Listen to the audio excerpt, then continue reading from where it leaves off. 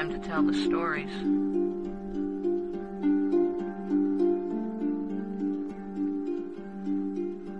Time to make sure that our people can understand and come together. Understand that there is no separation. You, me, we're the same. Our minds are creative.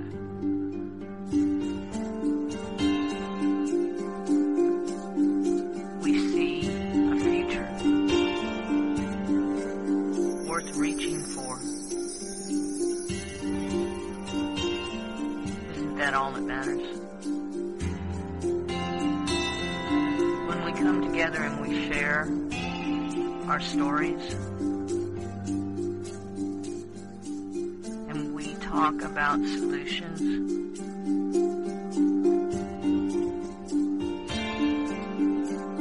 we're on the right track.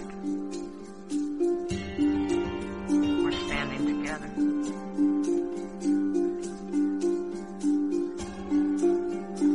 Join us on These Changing Times Radio.com.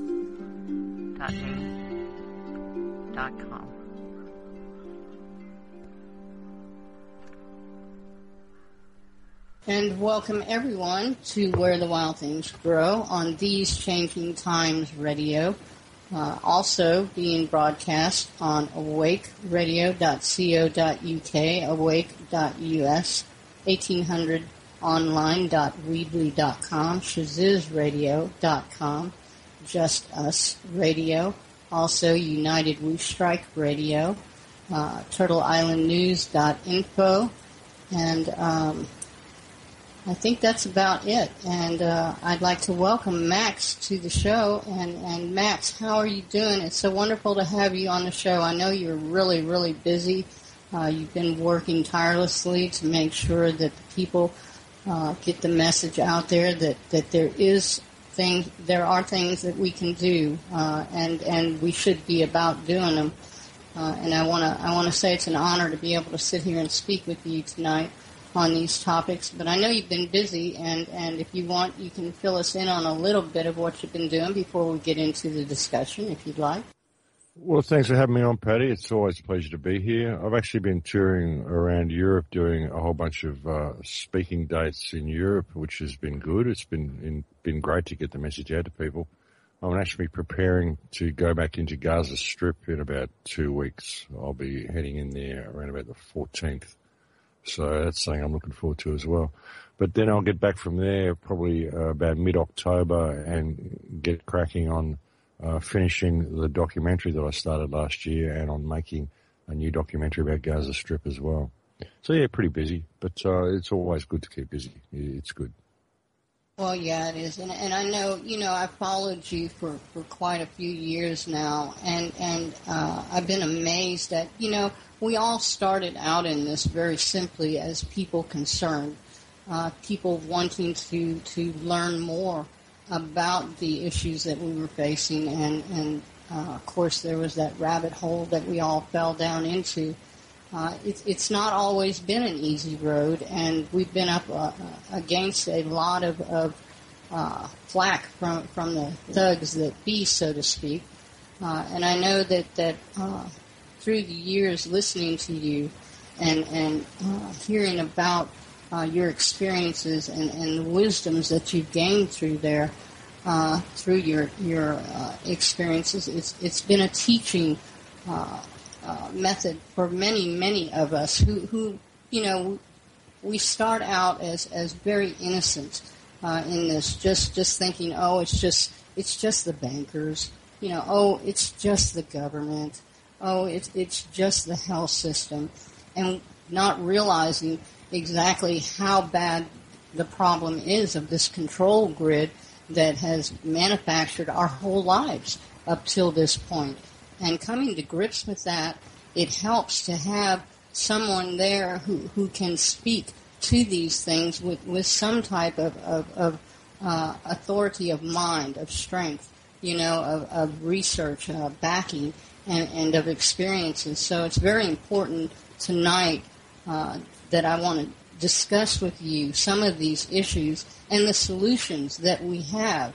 And one of the main issues that we have that I find, Max, is that the people, they're not catching on. It seems as if there are blinders and muffles on their ears, because even though we can show them there are chemtrails in the sky, though we can show them that the bankers have taken their money and shifted it to offshore and to other places, taking it away from us, even though our government is creating this control grid that is actually coming into our homes now to tell us how to live, eat, breathe, and sleep, they're still not being motivated to be able to stand up and say, this is my problem too, and I want to do something about it. And this is mostly what I want to see if we can get into tonight, to figure out how we could, because we do have solutions, Max. We have many solutions, some of them of which you are part of, that I want to talk about here a little bit later.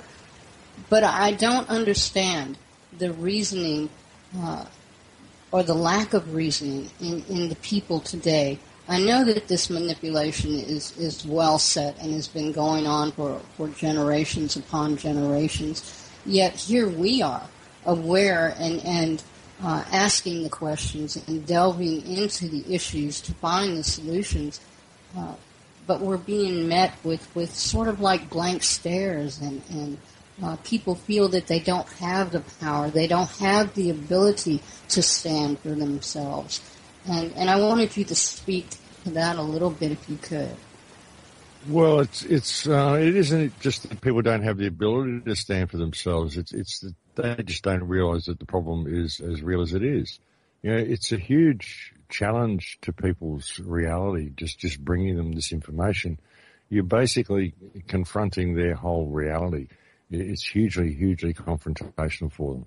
And you can tell people about the chemtrails, you can tell them what's going on, and they look at you with a blank stare, because it's too far away from their reality for it to really register.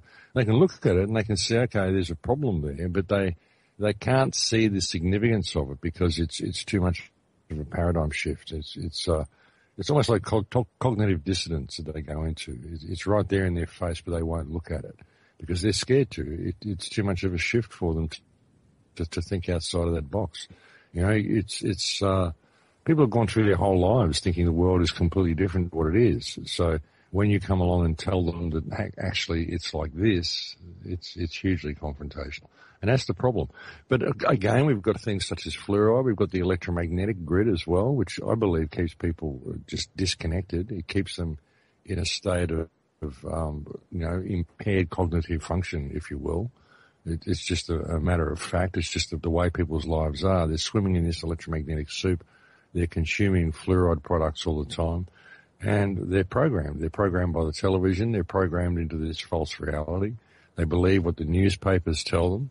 They've got their lives into this kind of a routine, and they're not prepared to step outside the routine because they've found something that works for them.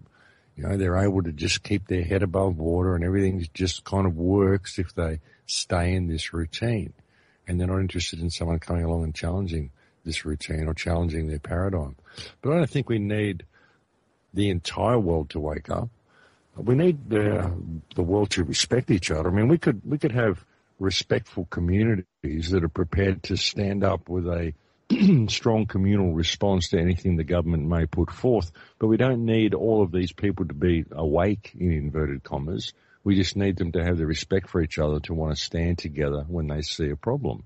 You know, if they see someone being persecuted, we want people that are willing to stand up for these people if they see that it's injustice, you know. And we don't have that because we don't have respectful communities, where people are sort of too scared to stand up. They're too scared to, peek outside of the curtains if they see a police car in the street, you know. So it's overcoming this, and I think it all comes down to respect. That's the biggest problem we've got, is this loss of respect in our community, and that is the solution to the whole problem, really, because it's all about divide and conquer. This whole system is designed to keep us divided. So if we can get some unity back in our community, there's a huge part of the problem solved straight away, because a strong communal response will combat most things the government puts forth. But we have to have that. We're not going to have that without respect. So it's finding ways of getting the respect for people, and finding ways of what's going to actually get their attention in a way they can understand. You know, people can only really understand money at the moment, money, politics, tax, this sort of stuff. So we need to find ways of using these things to get their attention to the fact that there's a problem with the system, you know. It's getting their attention. That's the hardest part, is getting their attention. I mean, fracking, chemtrails, all of these things, you'll get their attention for a little while, but they're so busy running on the treadmill that they just don't have time to think about it properly. And again, it's a huge shift to their paradigm. It's a huge challenge to their reality. So often they're not prepared to put any time into it at all. So we need to find a way of getting a foot in the door and getting their attention in some way that they can understand, you know. Well, yeah, do you think also that it has a lot to do with, you know, a lot of times you can tell someone there's a storm coming and it's bringing with it damaging hail and high winds, destructive winds, and the sun is shining above them, and as long as that sun is shining, they don't feel the urgency, they don't feel the need, and a lot of the people today, they are struggling, like you said, in the monetary system, but then that has been part and parcel for this type of system that we have set up off and on. There's always been periods of growth and periods of depression and things like this. Do you think it's that it's not knocking on their door, so to speak? Well, is the reason why many of them are kind of lackadaisical in their view? They can agree with you and say, yes, the government's corrupt and and yes, them trying to take away our constitutional rights is wrong, but it hasn't happened to me yet. Therefore, I'm not that concerned. Do you think that might be a part of it also? Oh, absolutely, yeah. People don't really pay attention until it's knocking on their door. That's the thing. It's always been that way, and it's unfortunate. You know, people are kept in a kind of, you know, little bubble of it's okay in my backyard, so it's all good. I won't pay attention, and that's a real problem. But it kind of is knocking on their back door now. It is getting to a point where people are realizing that there's a problem. But it's been such a gradual thing. You know, we're just used to prices going up. We're used to inflation. We're used to things becoming slowly more difficult.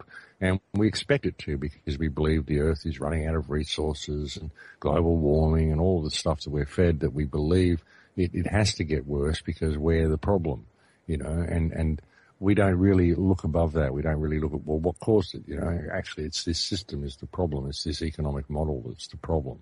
The economic model, which is designed to function on a state of permanent growth, can only ever result in turning the world into a rubbish tip, and that's what it's doing. And we need to address that. But it's just getting people's awareness of it. But it's been such a gradual thing that they just expect it. They just expect the world to get worse, and they think the government will fix it when it can, you know. So it's a weird program that we're running, but people just kind of expect it, and they don't believe there is a solution often, or they think, well, it will get better once the economy improves and once they create some new job scheme or whatever, things will get better. They think it's all about the economic model. They think that's what reality is, you know. But the economic model is the heart of the problem, really. The private issuance of currency and this economic system which constrains us and constrains our every move and controls our society. That's the problem. And it'll have to get to a point, I suppose, where it is in people's backyards before they're prepared to stand up and do something about it. But it is getting to that point very rapidly these days. It's sort of coming to everybody. I think that's why they're escalating all these wars around the place, try to keep people distracted with wars to save them really looking at this economic system too much. You know? Again, the wars cause people to expect them to have to tighten their belts as well, because there's all this military spending going on. So, you know. Right, exactly, and you're right about that. I mean, the amount of encroachment on other countries for things such as resources and the amount of wars that we here have been a party to, even though I don't put myself in league with this illegal regime that has taken over our country, but the process is still the same in each and every country. This need to go beyond their borders to scrounge up any resources that are available, and a lot of these wars that are being fought right now have nothing to do with the country itself that is at war, although the patriotic movement is stating that, oh yes, this is to protect our borders, and it's to me very laughable that we have, being aware, we have this thing called aggression for resources, and then, but that's okay, yet we have a border problem and issue there that they're jumping on, and they're putting out there, and they're putting all the fear out there, which is, in a way, Max, you have these people in the United States, and they are looking at this border crossing with Mexico as if these illegal immigrants coming over are going to be the downfall of this country. And I understand where they're coming from, but to me it is adverse to what we all want. If we are looking for a free society where people can come together in respect and to be able to pursue life on their own terms without doing harm to another person, then there should be no borders. Knowledge should not be something that is purchased or bought. These solutions that we have should be implemented outside of a monetary system. Yet the way that they create these little pockets of angst against each one of us, they put us at odds with each other to keep us, like you said, divided, whereas we should be saying to all the people in Mexico and wherever, we need to stand together. We need to stop fighting over a parcel of land or an ideal that coming across that imaginary line is going to change your life in any way. That is the true joke of it all, is that we still buy into this even though we are aware.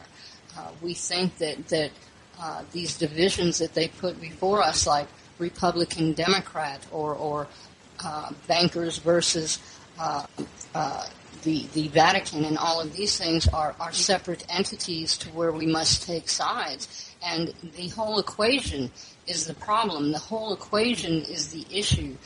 The government is tied to the monetary system, is tied to the banks, is tied to the Vatican, is tied to the Zionists, is tied to the war machine, is tied to the immigration policies. All of these things are the same culprit. And I think that a lot of us have fallen into that we still have to pick sides. There's still a right way to do things and a wrong way to do things, yet we are in step with what the government is trying to do, which is keep us at odds with each other.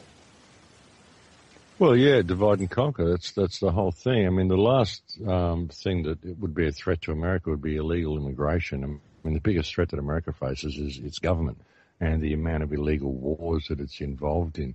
I mean, look at the drone strikes in Pakistan. They worked out the other day they're killing 49 people for every one possible terrorist that they're killing with these drone strikes. So 1 in 50 they're actually getting. The rest of the other 49 people are just collateral damage. It's outrageous, and this is what they're doing around the planet. And they wonder why the world hates the West and why all these wars keep happening. We are the ones who create all of them. But I mean, how do we get out of this situation? How do we rein our governments in? That's the question. We've got to understand what our position is in society, that these are just public trustees that we elect to manage our infrastructure for us, but we can't do anything without the strength of the community. So we need to find a way of getting this strength back in our community, and we need to find a way of controlling the money system. See, all of what these wars are about, a lot of the posturing that they do in Ukraine and all of these different theaters of conflict all around the planet, they're not only about resources, it's also about keeping the U.S. economy afloat, keeping the petrodollar there and as the global reserve currency. They don't want anything that's going to undermine the petrodollar. And with Ukraine, I mean, Ukraine is a very strategic area. There's a book that was put out by Zbigniew Brzezinski called The Grand Chessboard, came out in 1997, where they actually talked about a theater of conflict in Ukraine because it was such a strategically valuable area. You've got a lot of Russian pipelines going through there supplying gas to Europe and all sorts of stuff. So there's all sorts of reasons why this is going on in Ukraine. And there's also, it's interesting that the amount of fracking in England at the moment, the amount of coal seam gas harvesting in England, they've actually got a surplus of gas in England. But they're still fracking, but they've got a surplus of gas. They've got no real market for it. So by cutting off the pipeline from Russia through to Europe, through Ukraine, they've also given themselves a market for British gas if they're able to push this conflict and keep it going and keep these sanctions happening. So there's all sorts of reasons for this, usually to support the economic model and to make sure the petrodollar stays as the global reserve currency. That's what it's all about. See, war is what keeps the American economy floating at the moment. Without conflict, the whole American economy would crash very quickly. You've got to have this conflict because that's the only thing that generates spending. That's the only thing that keeps the factories going, keeps the whole thing going. It's the war machine. And America's fast become like that. It's very, it's hard to get any work in America outside military or hospitality these days. I mean, even if you're working in a factory, there's some part in that factory that's made for some tank somewhere or something, and it's spread out all across the country. So every single state in the United States manufactures something for the military. So it's kind of what keeps it going. And the way they've degraded the society, you've got so many homeless people now in the United States, there's so much unemployment, that the only really attractive job you can get is in the military as well. It's very attractive for young guys to want to join the military, even young women to join the military, because it's a high-paid job. You're guaranteed employment. There's plenty of wars that we're creating. So, it's all theatre. Depopulation, a lot of it is about depopulation. Ethnic cleansing, depopulation. It takes many forms. Depopulation, I mean, just the impoverishment of the society is a form of depopulation. Sending people off to die and kill other people's children in theatres of conflict all around the world is depopulation. There's so many methods that they use. But it's about eliminating these useless eaters, through any mechanism that they can, and just bringing this control grid down. And people won't notice it until it's in their backyard. And the unfortunate thing is they do expect things to get worse because they're trained to believe that that's what life is about. The news teaches them this all the time. And so it's just going the way it's supposed to go. I mean, it's going the way. People say the system's broken. It's not really broken at all. It's doing exactly what it's designed to do. But our one hope is that people will wake up in time, and I think they are. I think the more we can do shows like this, the more we can put a positive message out there and help people see that though we do have problems, there are actually ways of fixing them. All these problems actually provide opportunities for us. All we have to do is embrace these opportunities. I think people are realizing that it's about time we stepped into our power and woke up to ourselves. And so, I just say bring it on, because the more people, the more they bring it on, the more people they wake up, and that's the way it's going. The government's waking up more people than I possibly could, because the government is so blatantly in your face corrupt now, and so many people can see it now that it's doing a good thing. It's doing us a favor in many ways, Without this global situation happening, we wouldn't have this global awakening happening. It's just being careful what people wake up into, hoping that people wake up into a state of positive action rather than anger and violence or desperation or anything like that. Provide this safety net for people. I think that's what a conscientious alternate media would do. It would provide a safety net for people and help them realize that there are others that think the same as they do, and there are ways out of this situation. Well, that's very, very important, and one of the things that I do want to discuss with you a little bit later on. But I want to ask you a question right now, as far as knowing that, the U.S. government, as corrupt as it is just a mirror of every other government in power, especially where there's a World Bank, a central bank involved. And I've seen it over and over and over. There's even, when the leaders of the country get up on the podium to try to incite the people into agreeing to go to war, they use the same words. It's almost as if they've read the same cue card. So I don't see any difference between this government or the European governments or any of the other governments. I think they're all in lockstep to bring in this new world order.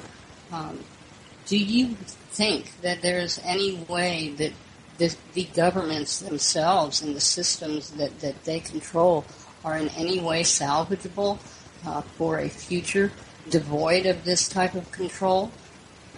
Look, I think that the system that we've got could work if we were to change our consciousness.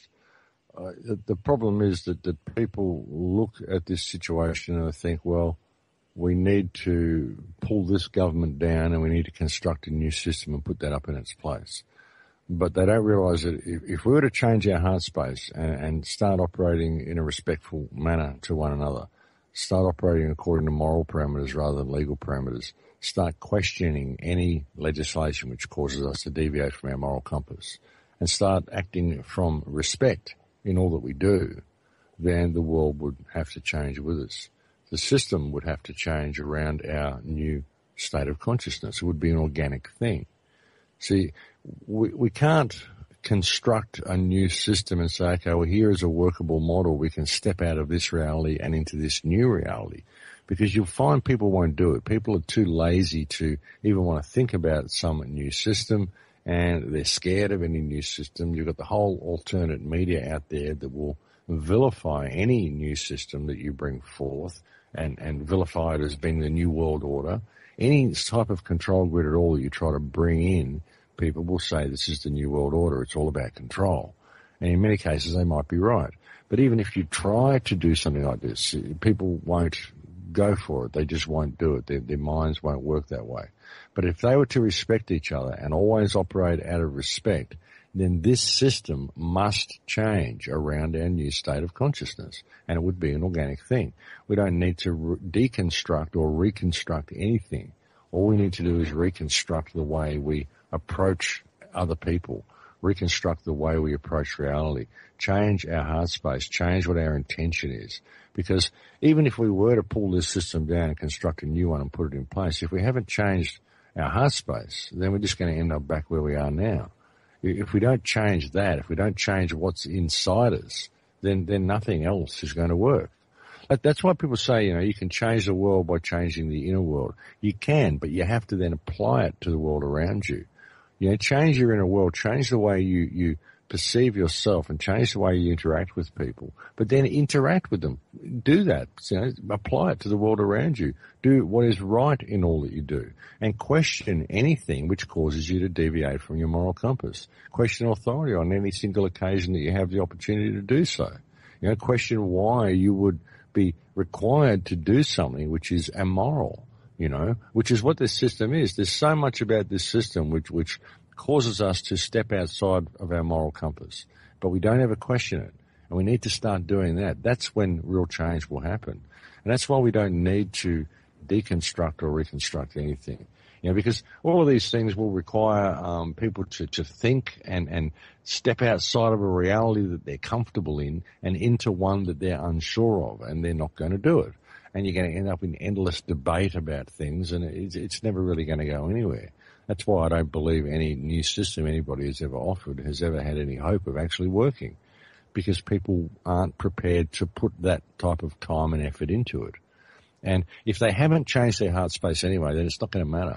It doesn't matter what system we construct. If we haven't changed what's in our heart and changed the way we interact with people and started operating out of respect for one another, then nothing's going to work anyway. And if we do that, then everything will change by default.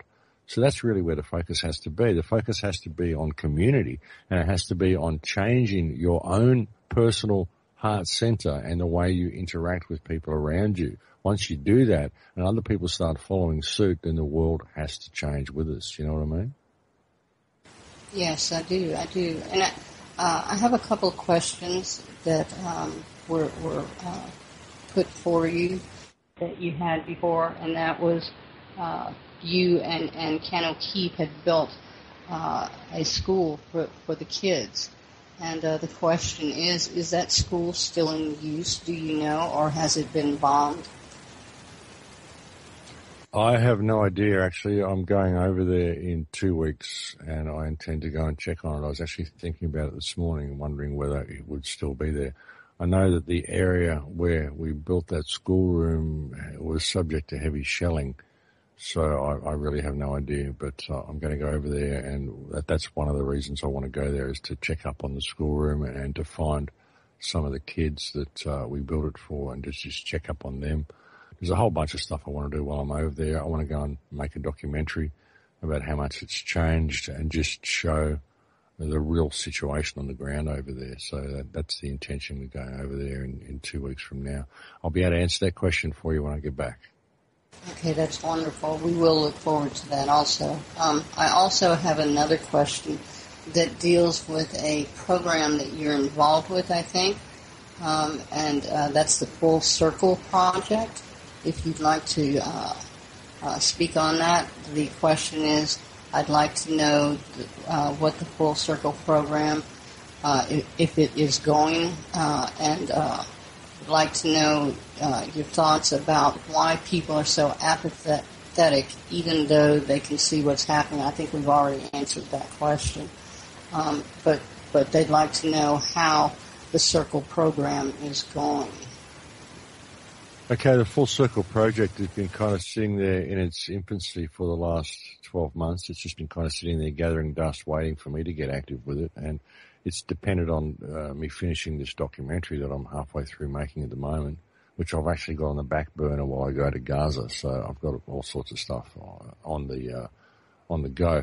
But it's going to be launched in earnest in 2015. I've actually got someone in Spain who's helping me manage the whole thing at the moment. It's going to consist of a series of workshops that I'm going to take around the planet to as many places as I can, just to help communities become empowered again and to start to understand how to deal with their governments, how to deal with their local councils, and to start breaking down the barriers in our communities, putting the power back into the hands of our communities. We have to do this. We've got to really start some sort of a grassroots movement that isn't really a movement. It's just a new understanding that people have, a new way of approaching reality that people have, because that's how we're going to change things. I want to focus on trying to gain control of the money system is a big part of it. The private issuance of currency is a big part of this control grid. So I want to address that. I want to address the destruction of the Amazon rainforest, what we're doing there. And again, this all comes back to the economic model. So it's important that we make a difference in our own countries and change the economic system in our own countries, because that's the only way we're really going to save the Amazon as well. And this is the lungs of the earth. I did intend on buying lots of land in the Amazon to hopefully put back in control of the natives in the country, the native cultures in the country. But I'm finding that Western companies are going in there and they're decimating these areas anyway. So it's got to come back to us regaining control of the system in our own countries. So that's what the Full Circle Project is going to be about. Try to bring us full circle back to a state of abundance, back to our natural state of abundance. Bring us full circle back to the point where we realize that we are actually the top of the food chain, that we created society, society created government, government created all these statute laws and politicians and all this stuff. These guys are way down the food chain. We just have to regain control of ourselves, and that way we will regain control of the systems that are in place in our various countries. That's what I believe anyway. It's got to start with grassroots action with the people themselves, and it's got to change with people changing their own heart space and changing the way they interact with people. So it's a lot of the things we just talked about. I mean, this is what the Full Circle Project is going to be aimed at doing. It's got to be something that's going to empower the people. I want to get as many speakers involved as I can. Anybody that I've heard that's actually putting a proper message out there, something true, something powerful, I want to try to get as many of these people involved as possible in the presentations and just see what we can do. We've got to make a difference. And I want to use something. I want to create some sort of a workshop whereby we can then kind of leave it behind and move on to the next town and leave that kind of a template in place so they can continue these meetings once a month or once a week or whatever and keep the ball rolling, keep things happening in their community. Start communal gardens, start even blitzing people's houses, with Adobe and all sorts of stuff. There's just ways of creating sustainable housing for people. Think all sorts of things we can do in our communities and things that are going to push the envelope with your local councils as well, because I think by pushing the envelope with these people, you demonstrate to the rest of the community how corrupt your local governments actually are.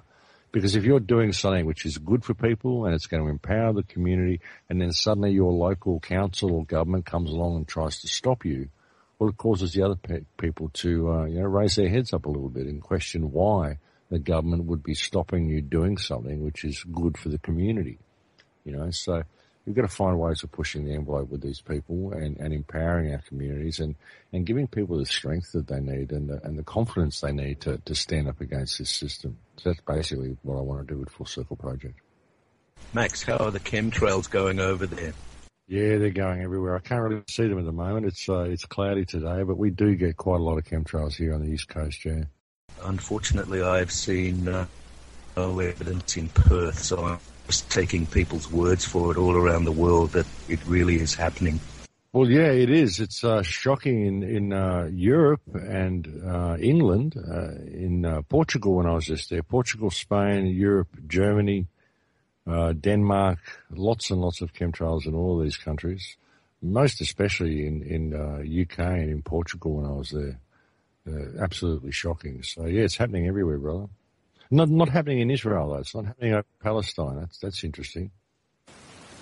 Well, speaking on the chemtrails, we have a lot of them here in the U.S., and I think that what they are trying to do here in the U.S. is change the weather patterns.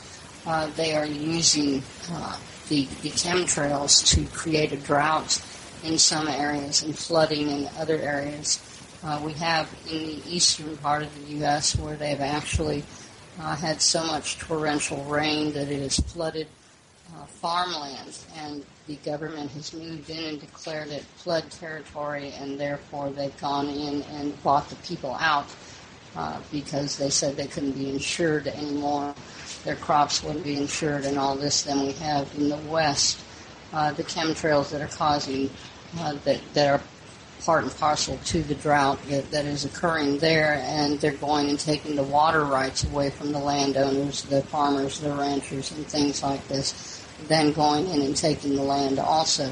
So I think that this is also being used as a mechanism to institute Agenda 21 and the land grab that's going on. Do you think so, Max? Oh, yeah, absolutely. Yeah, absolutely. I mean, chemtrails are a multi-platform delivery system. They can do all sorts of things with them. They can control the weather. They can control what's going on with the soil, put aluminium in the soil, so you've got to buy Monsanto crops. I mean, we've seen, many trees dying around the place. People are having a very hard time growing vegetables these days. Climate remediation, geoengineering, the whole lot of it. There's all sorts of things they do with this spraying in the sky. And people just don't seem to see it. It's amazing. It's right there in their faces, but they just, again, they stare at it with a blank stare. They just can't perceive that it would be real, but it is. But yeah, it's all sorts of things they do with chemtrails. So it wouldn't surprise me if it's being used to control the weather in the United States at all. Yeah, there has also been some talk that it's being used to deliver virus and things like this to different parts of the country and such like this. But I agree, I have my own family members who I consider well informed on chemtrails and government and all this, but I can take them outside and I can say, look at the chemtrails, and I can tell them in an hour's time we'll have thick cloud cover and they'll see it happening, but there's no urgency, there's no worry because they're not feeling it. They don't feel the consequences of what is happening, and they don't equate the loss of indigenous plants or the trees that are now suffering and dying. They don't equate that to the chemtrails because they don't see the chemtrail touching the tree and the tree dying. I think this is a lot of the issue that we have with people not being able to see it for what it is. It's like when they did the documentary of what in the world are they spraying, and they went to the halls of Congress. The congressman said, we're not even doing this, we just discussed it, it's not being done. And they walked outside with their cameras, and the chemtrails were above Congress. So this is what we're dealing with, I think, with the chemtrails like we are with everything else. It's not reaching out and actually harming them to the point to where they are recognizing it for what it is, you know. They can hear the snake in the grass, but they can't see it, so it's not a danger to them, so to speak. Well, yeah, you know, it's way off there in the sky. It's off in the distance, isn't it? And the sky is so big. Oh, there's so much sky. It doesn't affect me. That's way up there in the atmosphere, you know. It's a weird thing, cognitive dissonance, and that's just the way people are. And yet you can look at the horizon and you can notice that there's a mist between you and buildings that are quite close and things that are quite close. There's sort of a mist there quite often now. So you are breathing this stuff in. It is everywhere. But again, like you say, people can't see it. They can't see it as some sort of a beast. It's not green coloured and doesn't turn their skin mottled. So they don't notice it as being real, you know. It's just the way people are. It's a program. It's way off there in the sky, isn't it? It's not really close. It's not really affecting, is it, you know?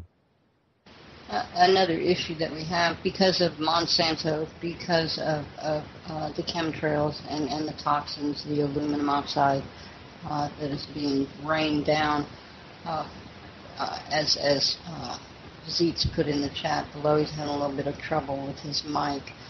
But there are people like Jeff Lawton, and he's got this brilliant way of allowing the earth through permaculture to bring back its own abundance and turning deserts into oases of edible and nutritious plants and herbs for the people. Doing this in record amounts of time, actually. There are a lot of systems like this that can be done, yet if we are dealing with this bombardment on a daily basis from the sky and from the Monsanto and their genetic manipulations and adulteration of normal growing plants through pollination and stuff, how are we going to grow our plants in the future? Or do you think we have a future where we will be able to use the soil? Will we have to build our own soil? Will we have to start growing our plants in structures like greenhouses underground? If this keeps on going, you know, Max, we're going to soon run out of abundant and fertile land, as well as the ability to grow nutritious plants and food. Well, that's the problem. That's the thing, is that is the amount of spraying is affecting the soil in a very adverse way. And even if you've got permaculture gardens, a lot of people are finding that these gardens aren't quite producing as well as they should be or could be. And it's because the soil is changing. The soil is becoming far too alkaline. We're finding that there's far more aluminium in the soil, all of the stuff that's being rained down on them from the spraying that goes on in the skies. So eventually it'll be at the point where we've got to use Monsanto seed and all of this sort of stuff, because that's the only thing that is going to grow in this aluminium-rich soil. That's the problem that we face. So even if you're growing, you know, good organic food, it's not going to work in the soil. So we need to look at this, and people, well, it's a good idea if people can start analysing their soil, get sort of collect some and get it analysed and just see what the content of aluminium and barium and stuff in their soil is, see what the alkalinity of their soil is like now. Because we're finding that soils are getting far too alkaline, and that we're heading for some real trouble if we don't address this. And when you look at it, if you see this alkalinity in the soil and you see these barium and aluminium and strontium and all sorts of things that are appearing in the soil, you've got to ask yourself where it's coming from. And the only common denominator is the spraying in the sky. So that's where it's coming from. So this is something that may help people to wake up to this a little bit. But that's what farmers need to be looking at. If they're having a hard time with the production of their crops, even people with permaculture gardens, they need to check out the content of their soil and see what's in it, see what sort of additives may be in there that weren't in there a few years ago. Right. I planted this year, I planted my heirloom seeds, and that I do want to talk to you about. I'll see if Zeitz has anything else he wants to ask you. Zeitz, did you want to pose a question to Max? Are you with us? Max, the Ubuntu system, you were saying that it's too much of a movement for humanity to grasp this system. Would you like to explain a bit about Ubuntu flaws in it, please? Yeah, I can. Look, I actually like the idea of the Ubuntu system. I think it's a good idea. My problem is that it's so alien to people. I just don't think people will go for it quickly enough. I think it would be somewhere where we would end up naturally if we were to change our mindset, change our heart space. I think if we were to, as I was talking earlier, if we were to start acting according to moral parameters rather than legal parameters, the system would naturally change around us. And we'd find that in a period of a generation or so, we'd probably be in a situation where we had something like Ubuntu in place. It would probably end up morphing into something like that. The problem with it, I think the problem with any type of system, any type of new structured system that you put there, is there's so many people that are in their comfort zones that they're just not going to be prepared to step out of this and into that. Especially into something that is so alien to them, the whole concept of not having any money. This is a very alien concept to people, so, the theory is, Max, that if a community starts dealing in their bartering system just with their neighbours, that the commercial system just about collapses because nobody's spending any money. And it could grow and grow and grow like that. Well, it could. It's a way of sure, you could do this and put it in place and see how it works, but there's still going to be so many people that support the commercial system, and it's going to take a lot to get that many people to step out of the commercial system. It's the devil they know, you know what I mean? It's just the way, the devil they know. They're not prepared to step into something new, especially not something they have to think about. Unfortunately, I believe that if we were to change our heart space and change the way we interact with people, we'd end up going that way anyway. We'd end up stepping into something like that just by default. But giving people a constructed idea like this and saying, well, here's a new model, we can step out of this model and into this new one, you'll get some people that'll want to do it, but you'll get a lot of people that won't. So, and frankly, we're running out of time. We're really running out of time. The amount of control that this system is exerting over people now, and the way they're escalating it with this whole ISIS thing and all this military posturing all around the planet, they're really, really trying to lock people down. So, I think it's a great attempt, and I'm not saying there's anything wrong with Michael Tellinger or anything wrong with the Ubuntu system at all. I think it's a great idea. I just don't know if people will go for it that quickly. You know what I mean? Understood, Max. There's another point too. I get the feeling that we're having a spiritual warfare on planet Earth, and when people start thinking with their hearts and actually do something about it rather than say, oh yeah, she'll be right, mate, we can change this planet around. But we have a very special guest on these changing times. Her name is Barbara Threecrow, And she is saying we will never get rid of evil. It's part of creation, but humanity just has to overcome it.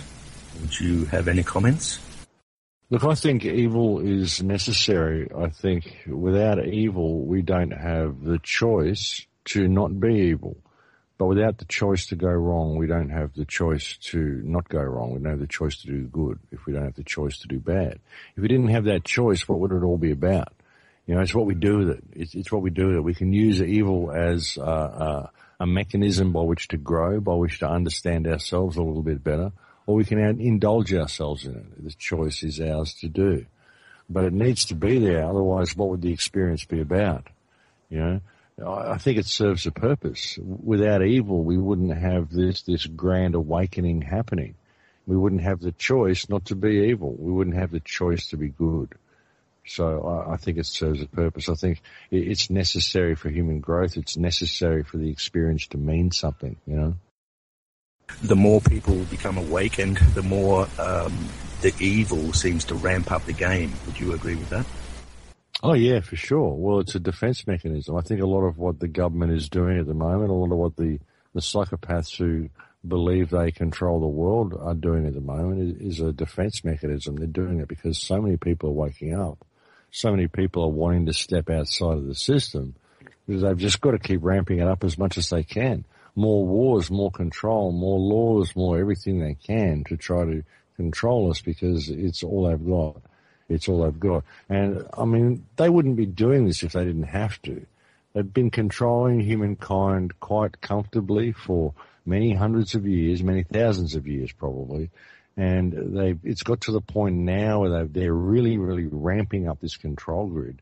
And it's taking a lot of effort for them to do it. I mean, we've been bombarded from every possible angle. I mean, with the electromagnetic control grid, the chemtrails, the spraying, the food additives, the television, the propaganda, the education, everything that they're doing.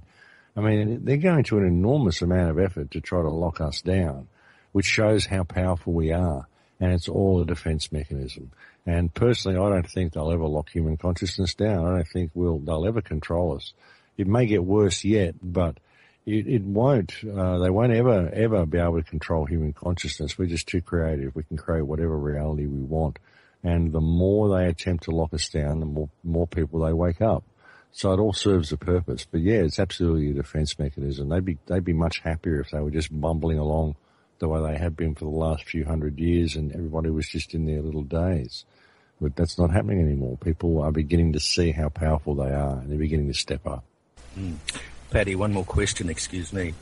Max, we've been talking recently about the robotics and how advanced they're getting every day, and they will be taking away human beings' jobs very soon. I mean, transport and truck driving jobs, which employ heaps and heaps of people, will possibly be gone within 5 or 10 years. So if human beings don't wake up soon, what are we going to leave our children and grandchildren? Well, yeah, exactly. It'll be a robot-type society, doesn't it? And this is another form of depopulation. It's another form of Agenda 21. It's another form of ethnic cleansing. You just get people and put them in the poorhouse. Get people to the point where they believe they need jobs, they believe they need to pay to be alive, and then just take these jobs away from them. And so they get discarded by society. And society thinks it's okay to discard these people because they didn't have a job, they weren't pulling their weight, they didn't make it the way other people did it. And it's this pathological thinking that we have, we measure ourselves by our economic or social standing, and people get discarded that way. It's just another way of ethnic cleansing and depopulation. So they only need enough people to run the machine. That's all they need. And the rest of them get discarded, and that's what it's all about. And unfortunately, we have a social system that thinks it's okay for people to get discarded in this manner. It's unfortunate, but it's the programming that people are running, you know. But again, I mean, it'll wake people up. I mean, even a lot of these straight truck drivers and people that don't even look at this whole conspiracy culture, if that's what you want to call it, this alternate reality that actually exists. And this is a way of waking them up. And it'll bring the message to their backyard, and then they'll see that, hang on, these guys on the radio were actually telling the truth all of this time. It's what they do with it when they get to that point. When they get to that point, do they get angry? Do they go into revolution? Do they go into violence? Or do they go out and join a community like the Ubuntu community or something like this? Do they go out and start getting involved in their lives and realizing that there's actually a lot more to this? And that's why we need to provide a safety net for these people as they do get discarded, because more and more people are going to. And that's what the system does. And that's what it's been doing for years. It's been discarding humanity all along the way. And what our job is, I believe, as I said earlier, is to provide a safety net for these people so that when they do get discarded and when it does come home and it does hit them, that reality is very different to what they thought, then they see there is a way out and they see there are positive steps they can take.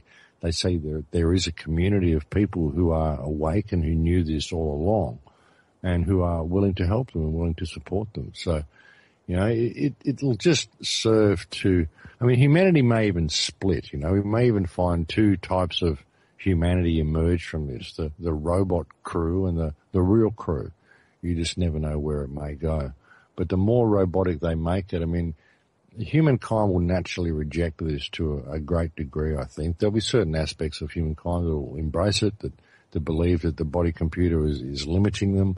They don't realize that they have a lot of inner technology they've never discovered yet. And there'll be certain parts of it that embrace it, but I think the majority of humanity will reject transhumanism. It'll reject the machine society. So it'll be interesting to see where we go, but I wouldn't be surprised if we split into two directions. Very good. Thank you. Paddy, I lied. I've got one more question.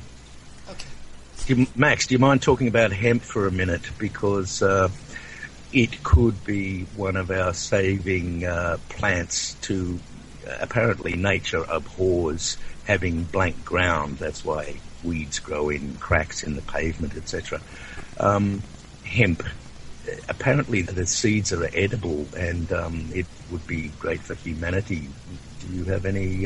Well, it would. I mean, hemp, cannabis has been our companion plant for thousands upon thousands of years. We have an endocannabinoid system in our body. Every single organ in your body has cannabinoid receptors, and they're there for a reason. And when we stopped consuming this plant as a food and we stopped using it in our daily lives, we stopped eating the seeds, we stopped burning the oils, we stopped juicing the leaves and building our homes from it and stuff and making our clothes from it, then we all started to get sick. We all started to get cancers and leukemias and all sorts of problems. And this plant is actually our companion plant. The seeds, hemp seed, cannabis seed is actually the only whole food on the planet. It has more omega-3 than fish oil. You can eat cannabis seed alone and live in a state of perfect health. You can grow the crop anywhere. It will grow to maturity in 3 months. It will improve the soil that it grows in. So it actually improves the soil, so you can start growing other things there after you've grown hemp there. And it makes the best quality rope, the best quality paper, the best quality materials, you know, cloths, food. It's amazing. It's an absolutely incredible plant. And the banning of this plant, I believe, constitutes a crime against humanity. If this plant was decriminalized and we were allowed to grow it and use it in any way we saw fit, we would be able to replace our plastic industry, our concrete and building industries, our timber industries, make the best quality building materials out of this plant. It does so many things, it's ridiculous. I mean, the list just goes on and on of the uses of this plant. And apparently it's been banned because in our best interests, you know, they're saying this plant is dangerous. It turns people psychotic. I don't think so. They say that people who smoke it become maladjusted to society. I think that people who smoke it probably look around and go, oh my God, what are we swimming in? And they just can't function in this corrupt world anymore. And that's why they become maladjusted to society. As Jiddu Krishnamurti once said, it's no measure of health to be well adjusted to a profoundly sick society. And I think cannabis causes people to wake up to that.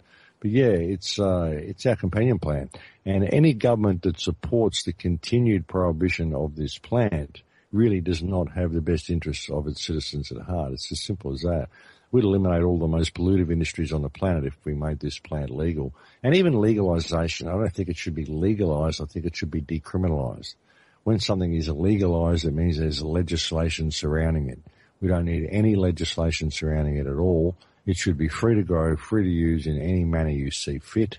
And I think that if we were able to do that, we'd see the elimination of a great many problems that we face on the earth today. I think Rick Simpson is a friend of mine, actually, and he says that that's what's wrong with our politicians and that's what's wrong with the world is a massive cannabinoid deficiency. Right, and the Americans seems to be wanting to jump onto the bandwagon. They can't stop the growth of these shadow growers, but they'll open it up and claim the taxes from it. So here we go around the carousel again. Well, yeah, they're bringing in legislation. They're realizing that people are finding out this plant is a very healing plant, and so they want to be able to step in and control it and regulate it and all that sort of stuff. And pretend that they're actually doing the right thing. We don't need any regulation around this plant at all. Nature is diverse. It's not regulated. As soon as they start regulating things, it all goes haywire from that point. And we don't want any regulation on this plant at all. And they're doing it because they have to, because the world's waking up to the fact that it's a healing plant, and we've gotten very sick since we stopped using this plant, and we don't need the government to control it because it's a plant that has been responsible for 0 deaths in its over 10,000 years of recorded use. So we don't need any regulations surrounding it at all. And so the government really needs to butt out on this one altogether. Max, have you tried ayahuasca?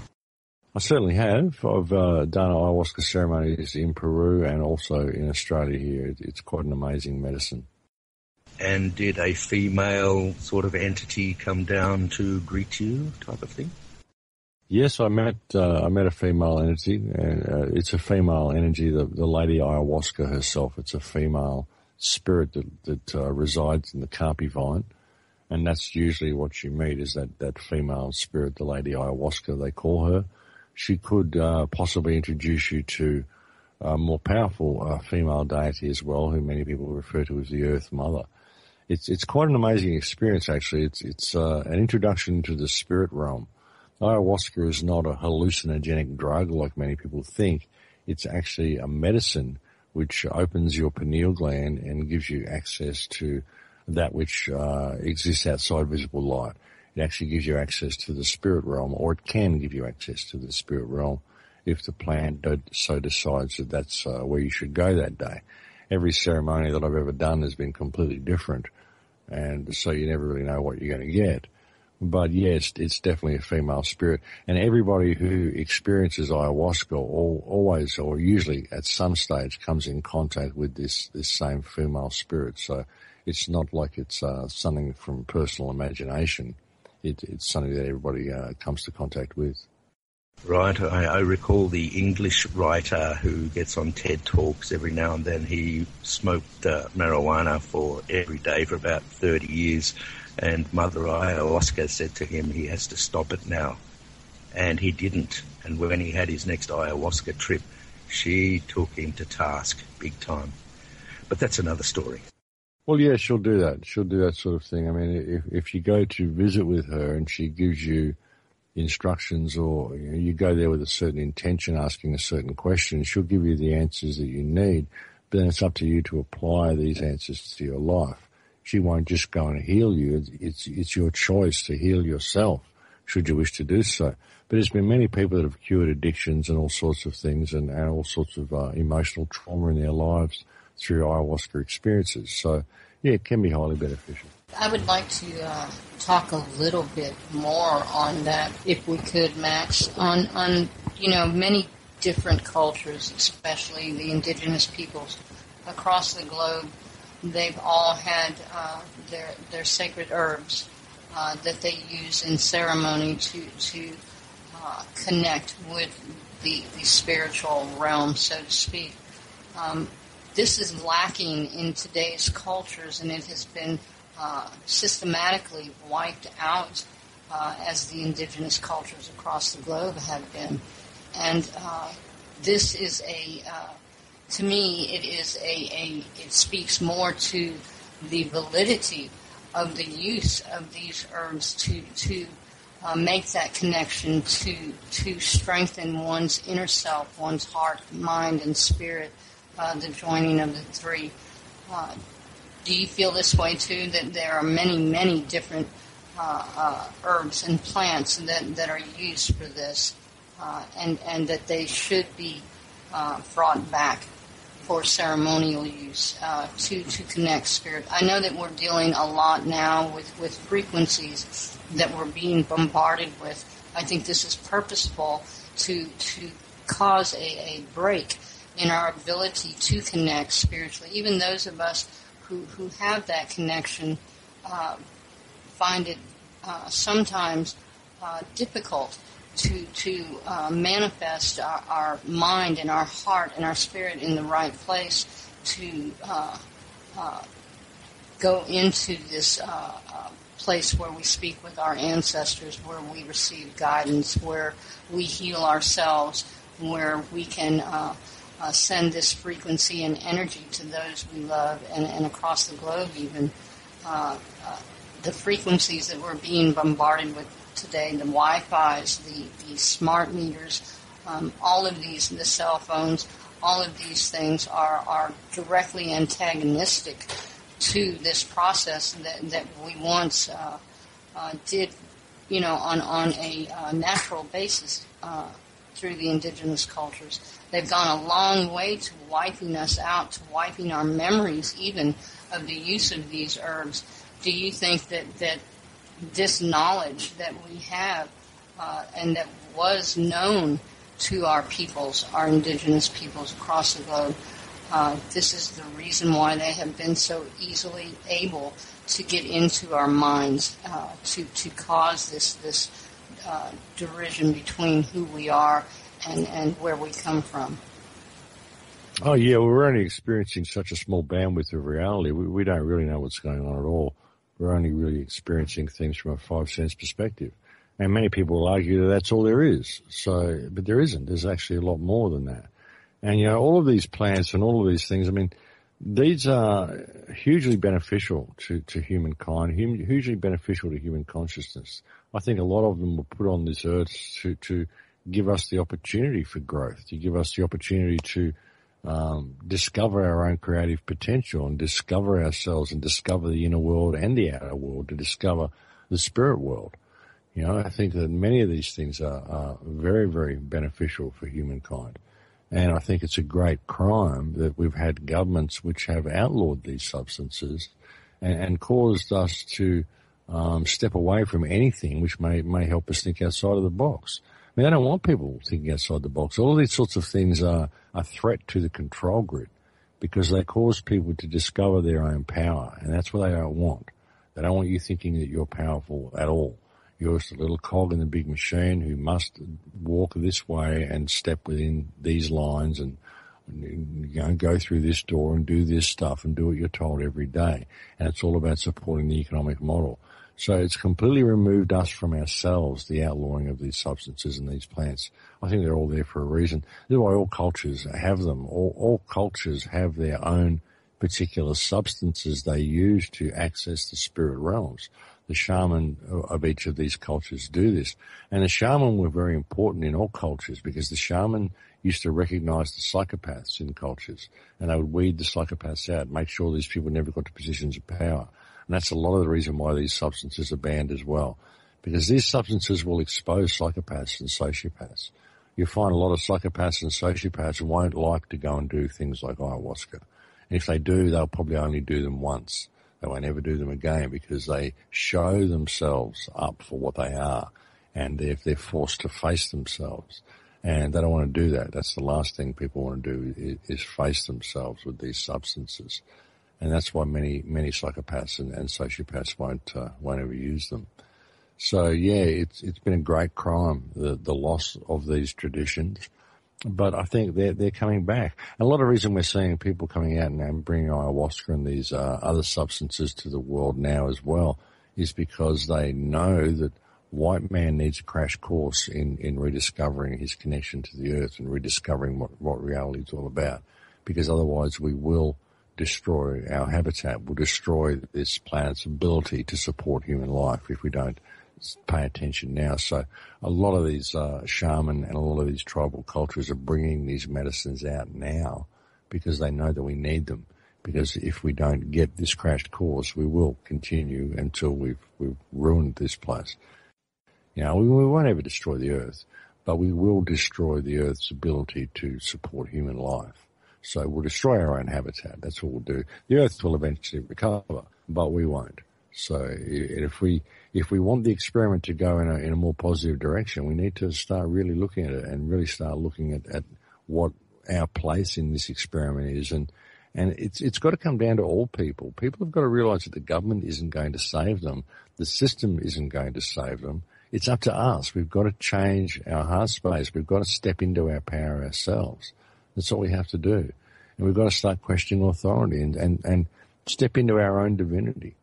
You know, if we don't do that, then nothing's going to change. It's got to come down to the individual changing their center and applying themselves to the world in which they live. If we do that, then we change the world in a day. But we've got to step up and pay attention now. I agree wholeheartedly. And, you know, it seems that we've seen, you spoke earlier about how this agenda that goes far beyond just this century or the century before that or the century before that or the century before that. This has been going on. The manipulation of man has been going on for a very, very long time. The introduction of religion, the introduction of the monetary system, all of these things brought in to bring us to this point where we find ourselves today. It's no mistake. There's no error that we wound up here. This was the agenda all along. Where do you see it going from here if we cannot come together and end this cycle in this time that we have now? What does the future hold that you can see on that level? Well, the thing is, I mean, people would say it'll be a control grid, and to many degrees it will be a control grid, but the control grid will only last a certain amount of time. If we continue to support this economic model, like I said, the result will be the destruction of this planet's ability to support human life. So even the control grid won't last that long. If we don't pay attention and we don't rein this system in, it will end up destroying the human race. That's its only possible outcome. That's the only possible outcome of this economic model, is the destruction of all life on this planet, or the destruction of this planet's ability to support life. That's what this economic model will do. So that's really the question. Do we want life or do we want death? And it's just going to continue to get worse until we wake up to ourselves. I mean, that's the ultimate result of this system. That will be the ultimate result of this system.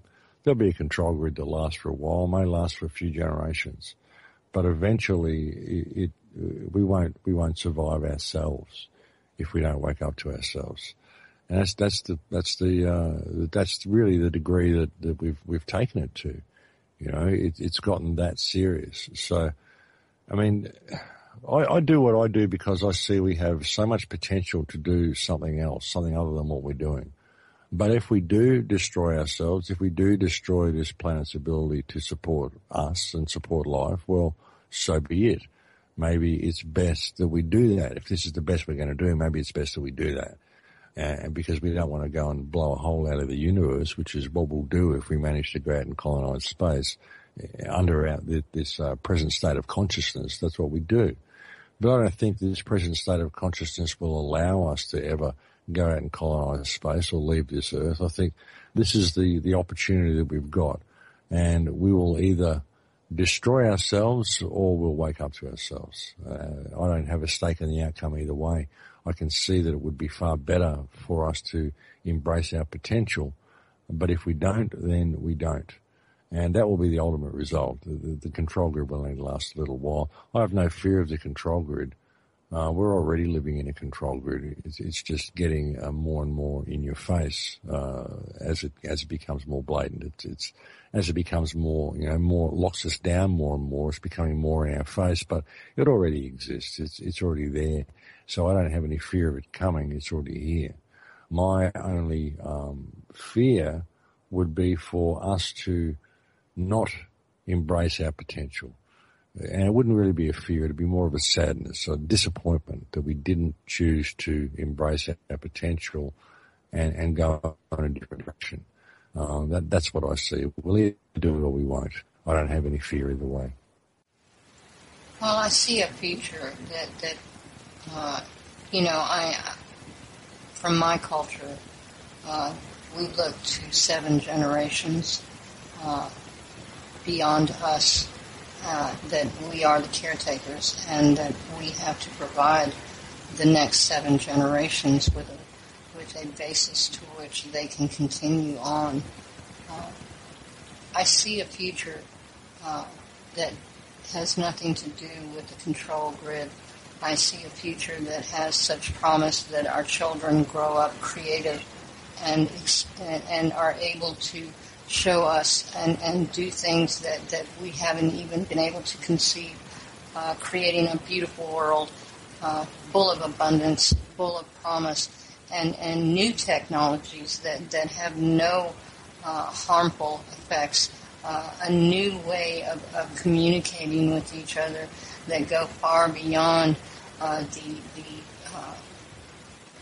divisions that we have now in culture. I see a future where we are all on the same page as far as bringing this health and abundance, and that is our main goal in life, that money doesn't play a part in it, that money has no place in our lives, that there's no need for corporations to be greedy, there's no need for education to be manipulative, that our children are free to express and to be where our children are asked, what do you want to learn today, instead of being told what they will learn and what they will not. That's the future that I would like to aspire to, and I see it as being possible. I see more and more every day that changes are happening within our children, and they are responding to what we teach them. I think that is where our hope truly is within the minds and the hearts of our children. I think that we should remember that there was a time when families were united and that they were bonded together as one unit, that they made a complete cycle within themselves. There used to be a time when generations were housed together, and one took the responsibility up that was given to them and carried it forward and passed it on. I think this is the teaching that has been lost from all our peoples. We no longer look at our elders as being wise, as being able to teach our children. We no longer look at the mothers as the sacred center of life. We no longer look at our fathers as being warriors of the family, not warriors of death. These concepts are gone from our cultures, even the indigenous people and my culture. I think this is what we need to bring forward to change this present that we are in and to bring the future forward. I don't feel that it's that far away. I believe that we are right on the crux, and I do believe, like you, that it does not take everyone, and that we could never expect everyone to see a life without a control, without someone overseeing, someone checking and balancing. But I do believe that there is a way for the rest of us, without control, without government, and without systems, to move within our own communities and to form within our own communities solid and purposeful relationships that lead us, in a better place, in a better direction. I don't want to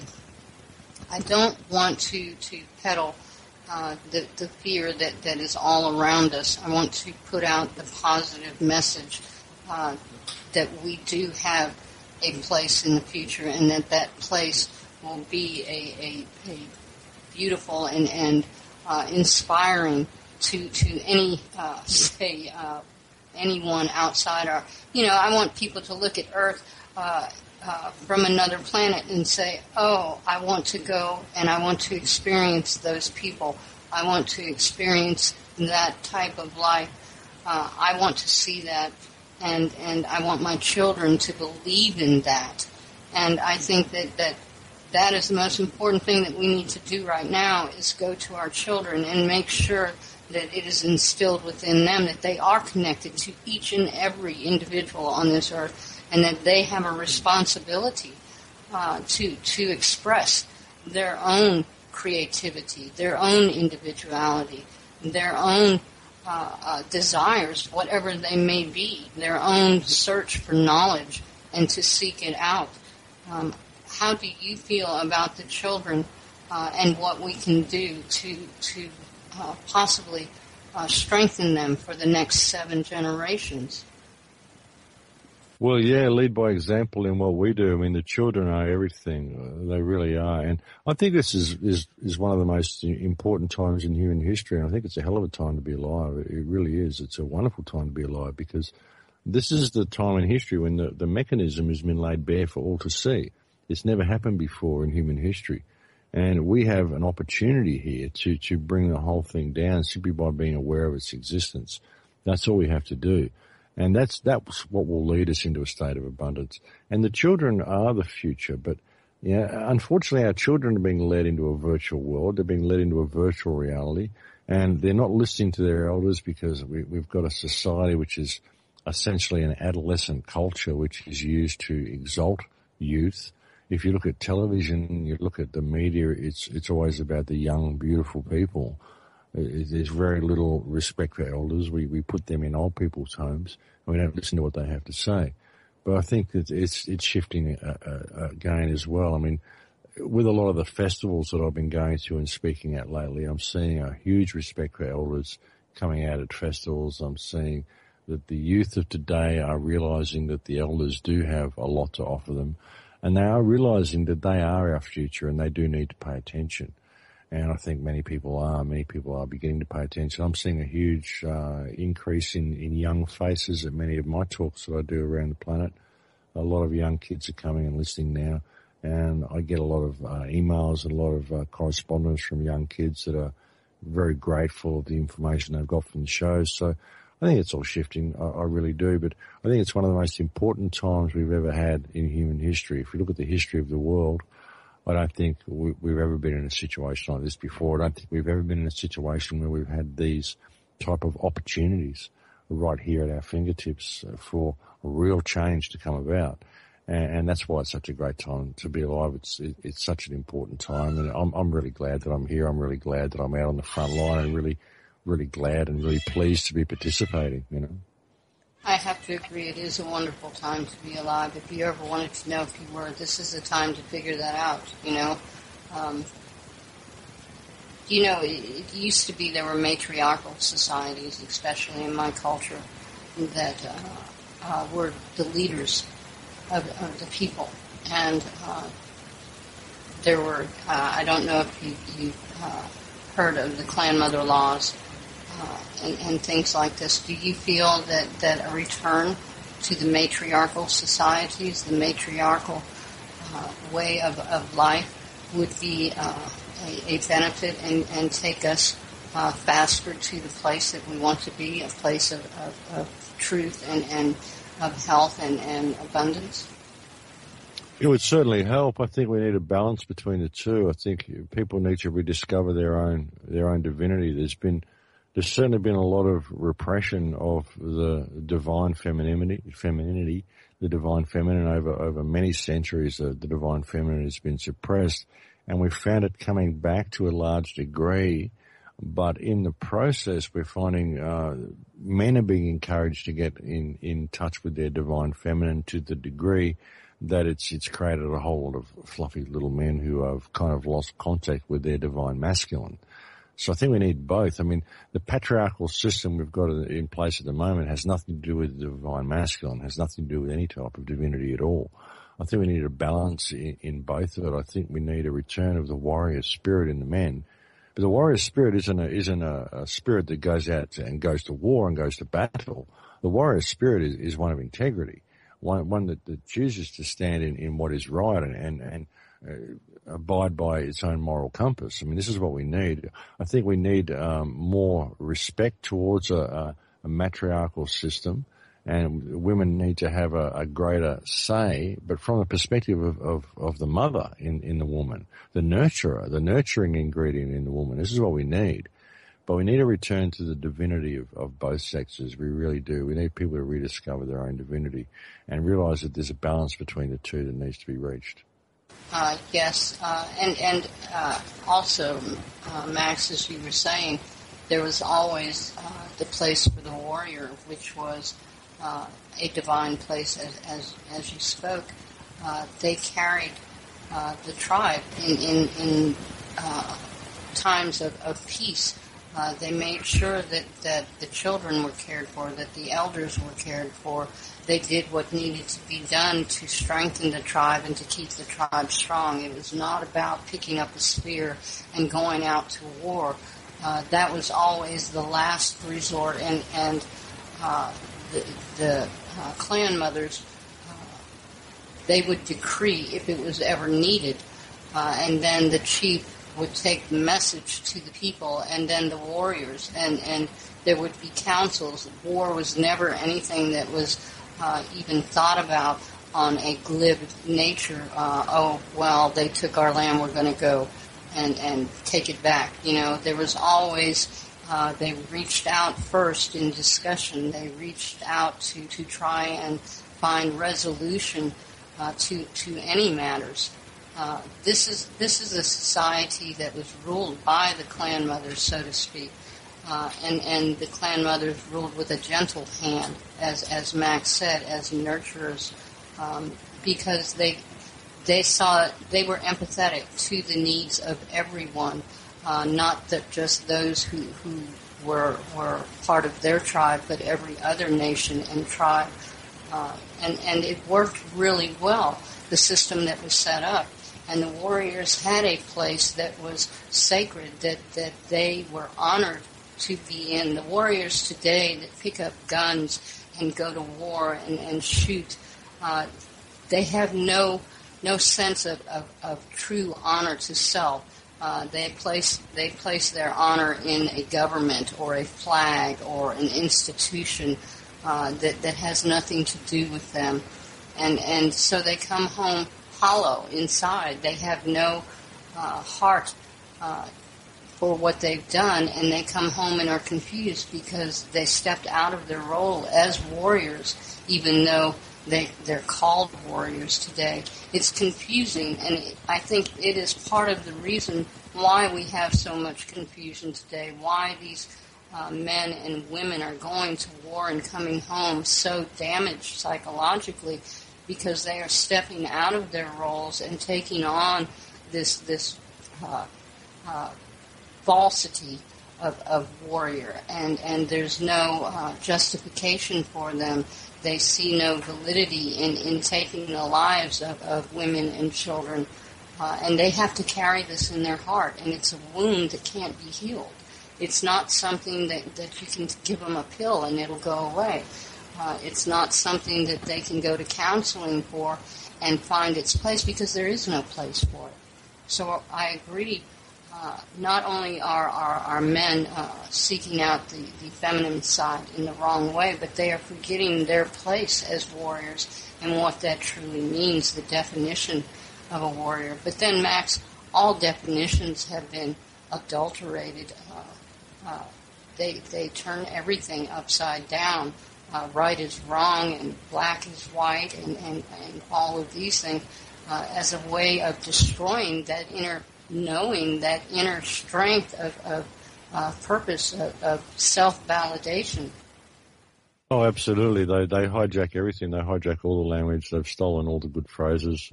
I was mentioning in a talk the other day that very soon, you start talking about sustainability. Oh no, Agenda 21. You start talking about how we need to get people together with a common purpose. Oh no, the common purpose group.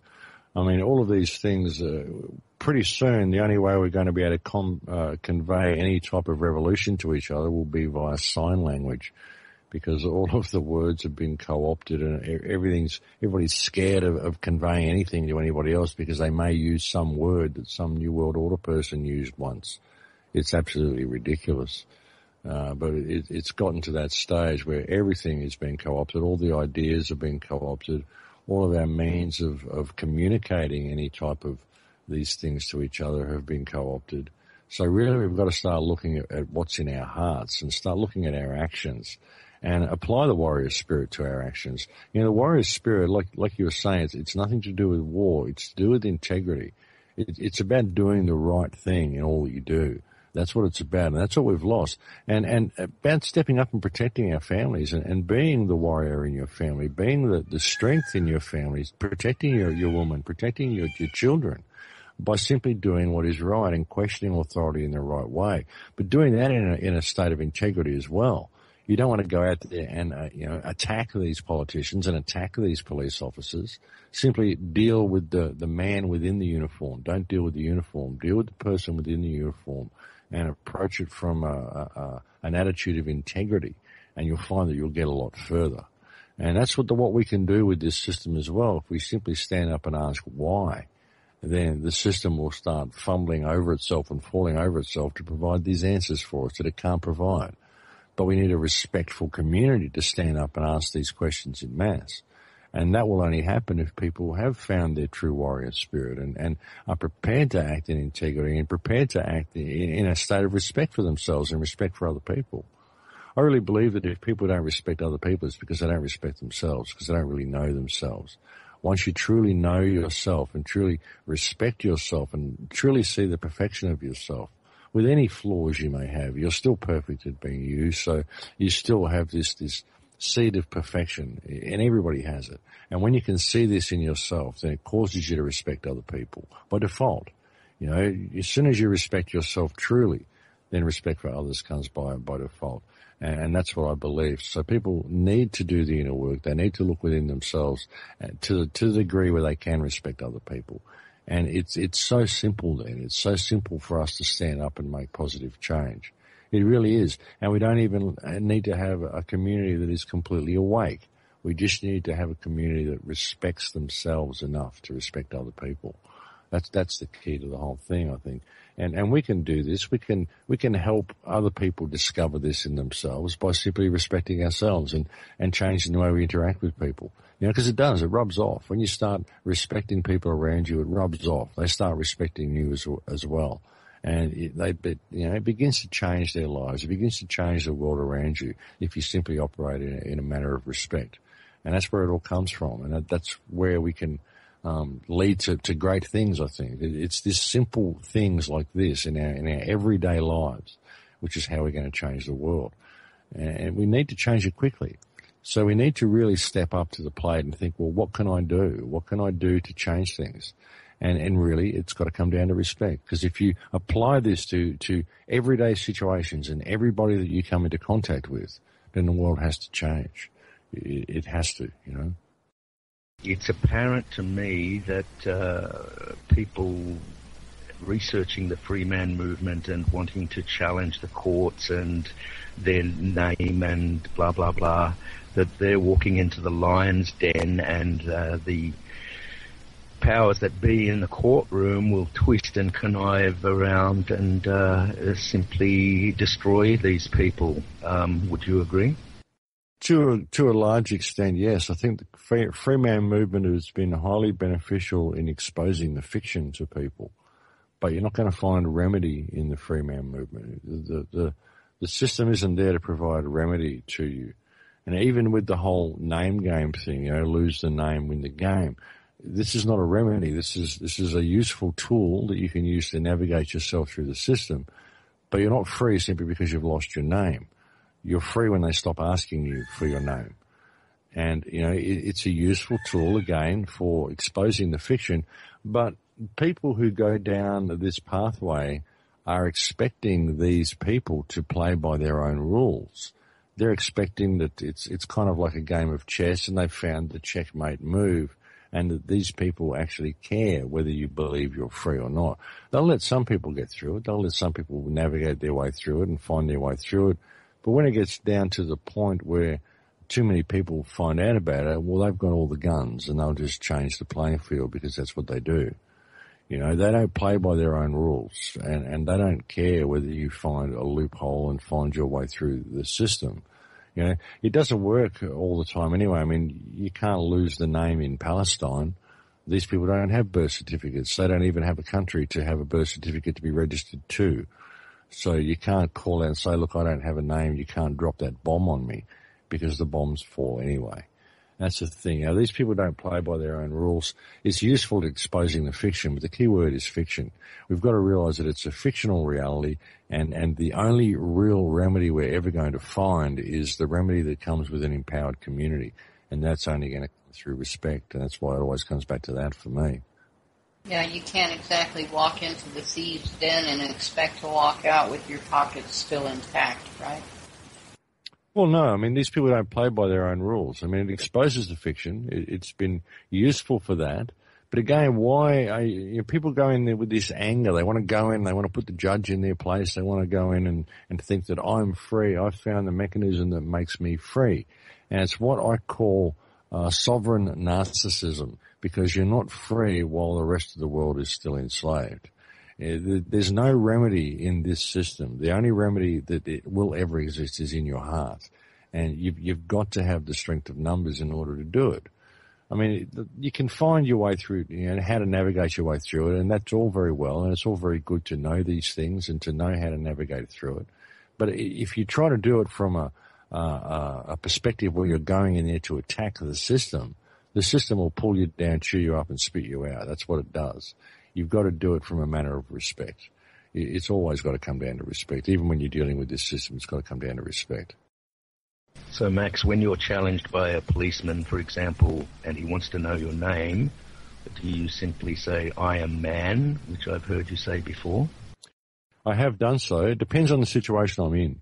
If I'm in a situation where I'm in a crowd of people, and there's a lot of people around me, and there's cops there that are trying to get jurisdiction over me, I'll play a few games with them, and I won't give them jurisdiction because I've got a large crowd around me to witness it.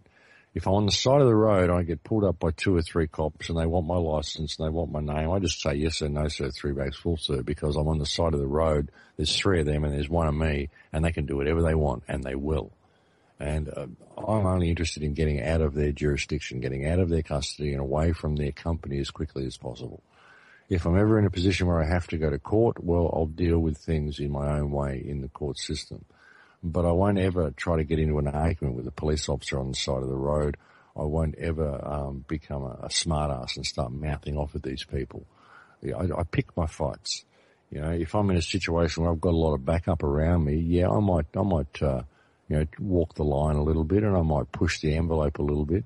And I have done it on the side of the road, actually, when there's been someone else with me in the car. I've kind of pushed the envelope with a couple of cops on the side of the road and gotten away with it.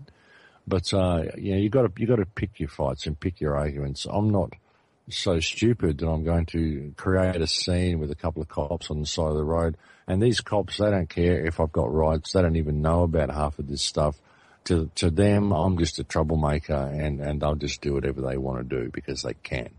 So there's no point even trying to argue with these people. Most of them aren't intelligent enough to argue with it anyway. I mean, the way they're screening modern cops, these guys have got IQs of about 104 or 105 or something. So they're not real bright. There's no point trying to argue your rights with these guys on the side of the road. It's counterproductive, I think. Sister, I've got one more question. How are we going to subdue the Zionist beast over there in Israel? I've heard that the Kabbalist Jews absolutely hate the Zionist power structure. Have you heard anything along those lines, Max? Yeah, well, the Zionism is very anti-Semitic. It really is. Zionism has nothing to do with Judaism, and Zionism will bring about its own demise. The actions of Israel in Palestine recently have created millions upon millions of new Palestinian activists out of people who'd never even heard of Gaza or Palestine before. So the actions of Israel will bring about its own demise, and it's already happening. We're seeing this already. The world is paying attention to Israel now due to this latest incursion into Gaza, the sheer brutality that they showed, the utter disregard for life. And it's just not going to last, I don't think.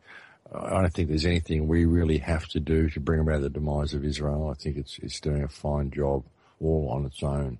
And it's just going to continue imploding until the people of Israel wake up to themselves a little bit, realize that they need to live in harmony with their neighbours. They need to live in harmony with the people of Palestine. They can't just exterminate all these people. And they can't deal with a rogue government. They can't allow Zionism to destroy Judaism and destroy Israel, which is what it will do. And it'll bring about its own demise, I think, and it's well underway. We often play Ken O'Keefe on our radio show. He's an awesome guy. Where did that connection come from? Well, we just kind of hooked up. I don't really know how it happened. I think I might have contacted him. I saw one of his interviews and we just ended up in contact. We ended up chatting a bit, and I usually stay at his house when I go to the UK. He lives in London, so it gives me a place to kind of land, which is really good. We snuck into Gaza together in 2012. We've become quite good friends over the years. He's an interesting character, Ken, very outspoken.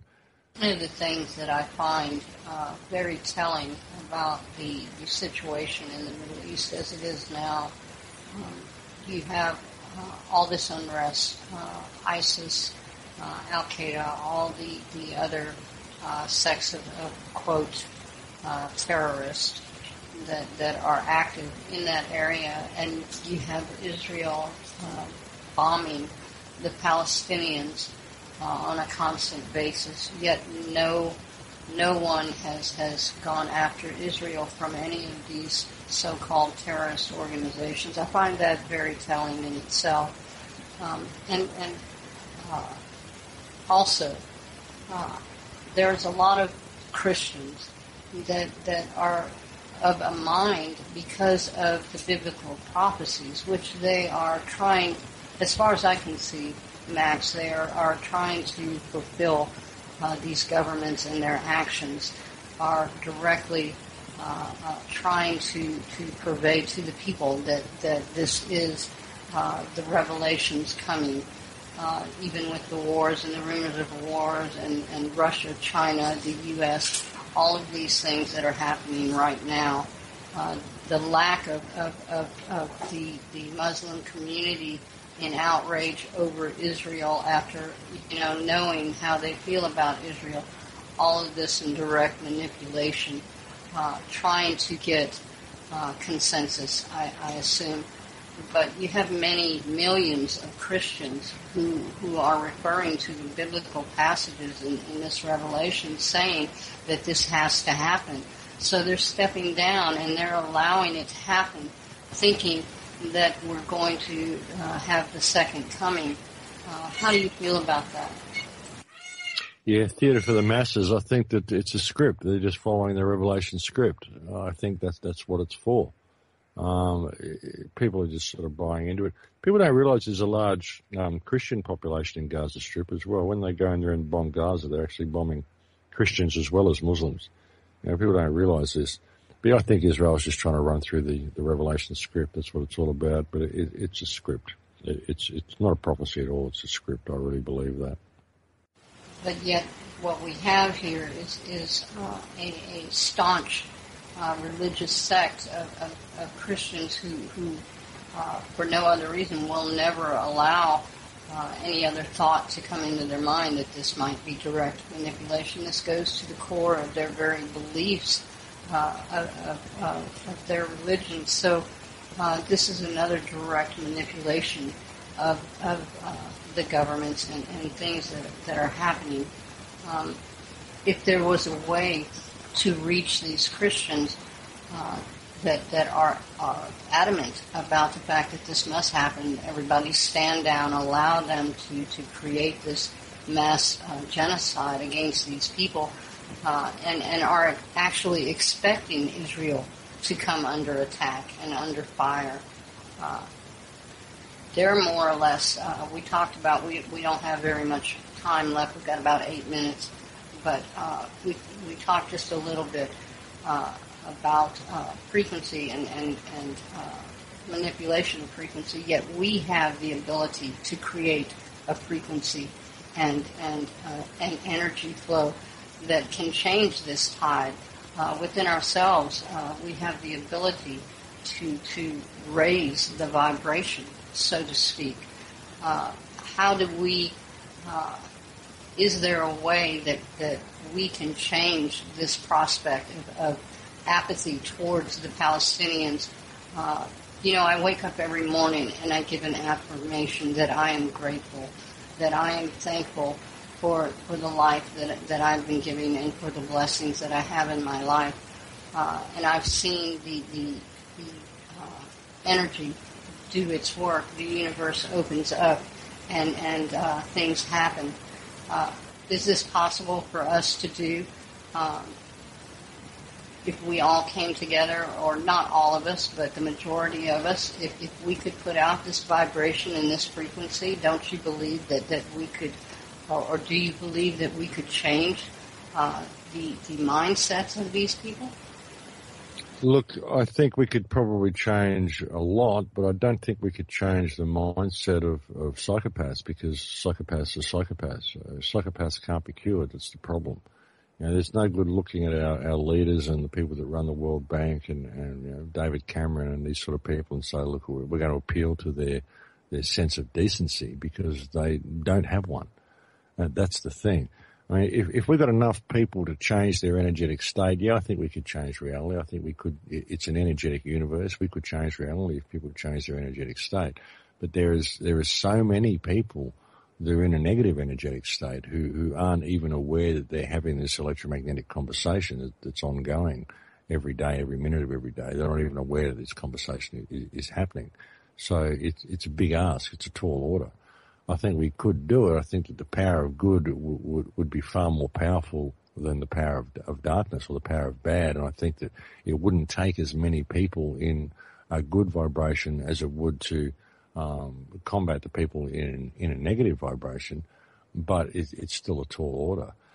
We can put ourselves in that good vibration and that good energetic state, and then we can choose to apply that to the world around us. We can choose to apply that to the people we interact with every day. And I think that's how we make the change. I think that's how we get other people resonating on the same level as we do, by leading by example in what we do and by applying ourselves to the world around us. I think that's how we do it. It's a fine line, but we've got to realize that we're here in a physical world for a reason. Even though it's an energetic universe, we're here in physicality for a reason. And the way we interact with each other is emotionally. It's emotional interaction. Every interaction we have with other people is really an emotional interaction. It's based on your emotional and energetic state. And that's where we can make a difference to the people around us, is by realizing that it's an emotional conversation that we're having with people. It's an emotional connection that we're making with people, everybody. Doesn't matter whether it's just someone in the shop you're buying a newspaper from. It's still an emotional interaction that you're having. So that's how we change things. We can apply these things to the world in which we live. We can't just do it by sitting in a state of meditation, by making sure we're in a high vibrationary state. If we're just there and we're locking ourselves in this state of meditation and high vibration and ignoring everything that's around us, then really, I believe the basis of this is fear. Why would we be ignoring the people around us? Why would we not be out there interacting with the world around us? It's because we're in a state of fear, because we believe we have to sit here in this state of high vibration and that may change the world. We believe the world needs changing because we're in fear of where it may be if we don't. So the whole thing really has this basis in fear. You can be in that high vibrational state and choose to interact with people. Get out there and get amongst it with people and interact with as many people as you can, but do it from the correct emotional and energetic state. When you do so, I think that's how we can make a difference. From a state of love. Well, from a state of love, from a state of unconditional love, but from a state of not fear, from a state of possibility and potential. That's why I do what I do, because I see the potential that we have. And I love because I don't fear. It isn't that I go out of my way to think, oh, aren't you beautiful, to everybody that I meet. I just don't fear. And love is the opposite of fear. Fear is the opposite of love. If you don't have fear in your life, then you're in a state of love, aren't you? It doesn't mean that you have to be fluffy about it, But I'm in a state of not fear for anything. I don't have any fear for the outcome. I don't have any stake in the outcome of where we may go. But I can see the beauty and the wonder and the attraction of infinite potential of human consciousness. And to me, that is an incredibly exhilarating thing. It's an incredibly exhilarating feeling to see this potential, this possibility of the infinite potential of human consciousness, because it is infinitely potential. And to me, that's a wonderful thing. And to me, that's what inspires me. I find it incredibly inspiring to see this potential. And so that's why I do what I do. And to me, that's love. To me, because it's not fear, it's love. So that's just the way I look at it, you know. I hope. I have to say that's a wonderful way to leave this segment. And Max, I thank you so much for joining us tonight. And I hope that after your trip to Palestine, you might join us again to tell us what you found. And we'll do our work on this end. We'll bring the people together, and we will continue to do what we do, and you continue to do what you do. And I know the world will be a better place simply because we are in it. You know, we've got to learn that we are responsible for what we bring to the table. We are responsible for what we create in life. And as you said, respect goes a long way. Not respect of person, but respect of spirit, respect of individual validity. And that's what we need to do, is bring empowerment through self-validation. Thank you, Max, so very much for joining us tonight. And I look forward to hearing from you again. My pleasure, Patty. Thanks for having me on.